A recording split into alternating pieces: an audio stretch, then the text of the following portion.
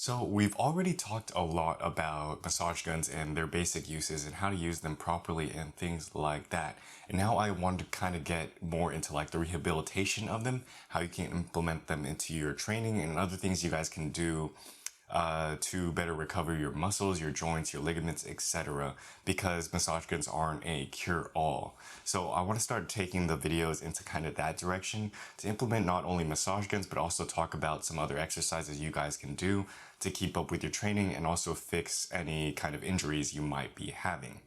So today we'll kind of go over like a general basis on stiff muscles. I want to talk about kind of why stiff muscles exist, why they happen, and what you guys can do and what you shouldn't do and what you should do if you have stiff muscles, because this is a very common thing.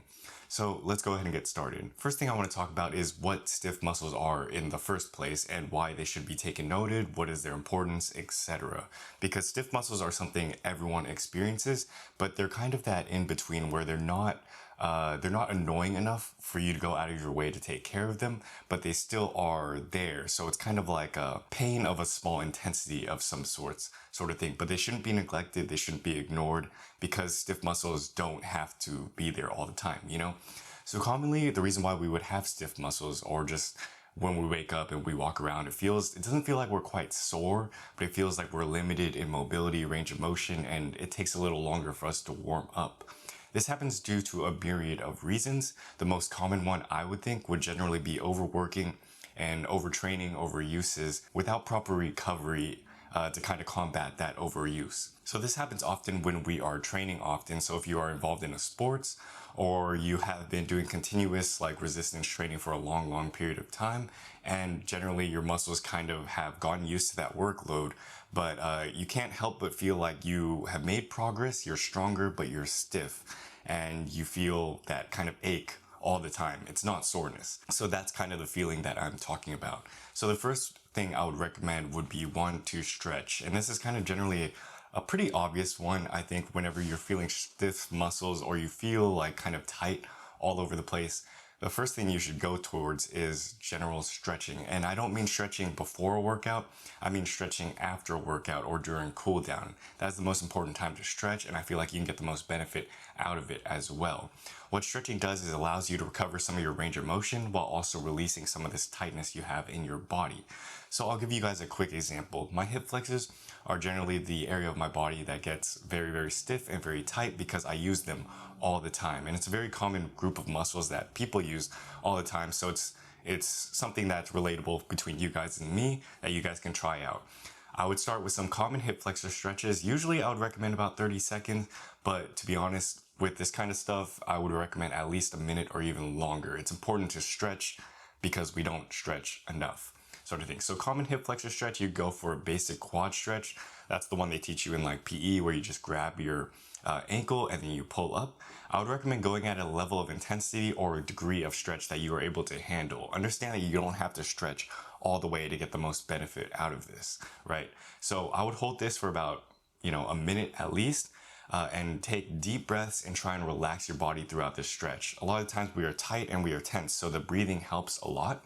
It's really important, especially when you're stretching in general, because it'll allow you to generally just relax your body and really just sort of set into the stretch. So I would recommend this, do this on both sides, very important. And then I would progress into a deeper hip flexor stretch. The next one I would recommend would be basically like a lunge position, just not as extreme. So you could spread your legs, one towards the front, one towards the back. The one we are stretching is going to be the leg in the back.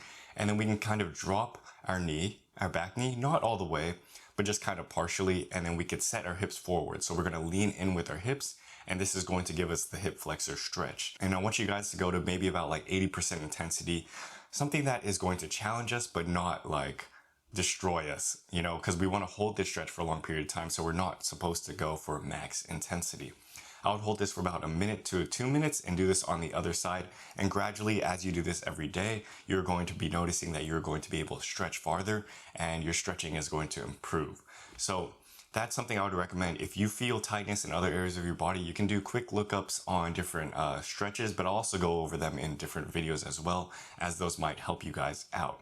So That is the first part. Second part would be to continue your routine, continue your exercising. I think a lot of people, when their body hurts and they feel like their body is, tight, sore, whatever, they'll take a break, which is kind of the right thing. You do want to rest, you want to recover, but in terms of this kind of things, it's not an injury. So you don't need to take time off. You can keep up with your constant routine, your exercise. Just implementing the recovery process will be enough to kind of offset this kind of pain or tightness you might be feeling. So that's what I would recommend. If you have a routine, if you have something, unless it's causing you actual pain or sharp pain or injuries or anything like that, if it's just the stiffness and just the tightness, you can keep working out. And it's probably also better to work out because then you are improving your strength while also increasing your range of motion when you introduce these recovery exercises. So that is tip number 2, keep up with your routine. Tip number 3 would be obviously to implement a massage gun. Now, stretching is great and all, but massage guns apply a different relaxation to our body than stretching does. And also percussion machines allow us to do a lot more than we can do with just our hands or with stretches. So I would recommend, if you don't have a massage gun, really to invest in one. The massage gun I use right here is Bob and Brad's massage gun. They are a sponsor on this channel, but I'm obviously not trying to sell you guys anything. I would just recommend picking whatever massage gun is within your budget, because having one is, in my opinion, better than not having one. And they're pretty affordable nowadays online, so you can get a pretty solid one for not too expensive. And the benefit of it on your body and in your training cycle and whatnot can't be ignored, So that's what I would recommend. Pick up a massage gun, and then I'll show you guys a quick example of what you can do on your hip flexors. Your hip flexors are predominantly a group of muscles on the front of your hip. They extend into your quadriceps, so part of your quadricep, your rectus femoris, is a hip flexor muscle as well, but they also go up and towards your pelvis as well. So I would recommend, because we're talking about hip flexors, to massage up and down the rectus femoris, and you can do this for maybe a minute, 2 minutes, however long you feel like you need the massage. And I would recommend to go slowly at the lightest setting initially. And if you want to target the other groups of hip flexor muscles, you can go in towards the pelvis and start doing some light circles there. That would help as well. And just implementing these maybe 5, 10, 20 minutes a day, just after your training, a few hours after your training, maybe you've eaten, you've showered, you worked out already ahead of the day, you can start to relax and you can use your massage gun at the later half of your day to get the benefit of what massage guns do. So it doesn't have to be directly after your training. It shouldn't be during your training. It doesn't have to be before your training. I would recommend just when you get the time, after you've settled down, you've eaten, you've done all your stuff, then you can massage gun, and that will instantly start to help out your body from being this tight, stiff annoyance, So that's what I would recommend.